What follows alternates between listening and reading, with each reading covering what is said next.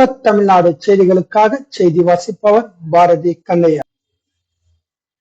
காஞ்சிபுரத்தில் 250ஆம் ஆண்டு மயான கொள்ளை திருவிழாவை முன்னிட்டு 100க்கும் மேற்பட்ட பக்தர்கள் உடம்பில் முழுவதும் எலுமிச்சை குற்றியும் அலகு குற்றியும் காளி வேடம் அணிந்து நேர்த்திக் கடன் செலுத்தினர். 64 திருக்கரங்களுடன் மகிஷாசுர வர்த்தினி அலங்காரத்தில் பிரம்மாண்டமாக காட்சியளித்த அங்காளம்மன் வழியெங்கும் ஏராளமான பக்தர்கள் காத்திருந்து சாமி தரிசனம் செய்தனர்.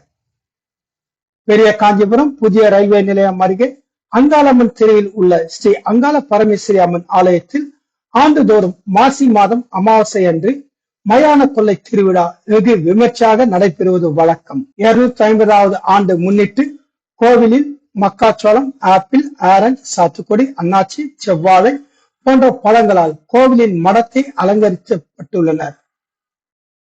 பல்வேறு மலர்களால் அலங்கரிக்கப்பட்ட ஸ்ரீ அங்காள பரமேஸ்வரி அம்மன் 64 திருக்கரங்களுடன் மகிஷாசுர வர்த்தினி அலங்காரத்தில் எழுந்தருளி திருவீதி உலா வெகு விமர்சையாக நடைபெற்றது.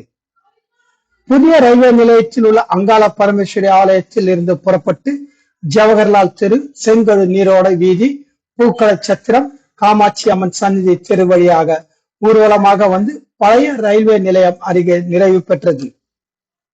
வழியெங்கும் பக்தர்கள் தீபாராதனை செய்து வழிபட்டனர். இதில் பல்லாயிரக்கான பக்தர்கள் வழியெங்கும் கலந்து கொண்டு சாமி தரிசனம் செய்தனர்.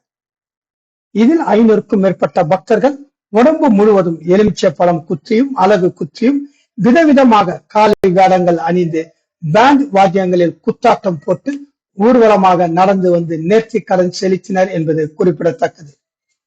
காஞ்சிபுரம் மாவட்டத்திலிருந்து எமது செய்தியாளர் தினேஷ்.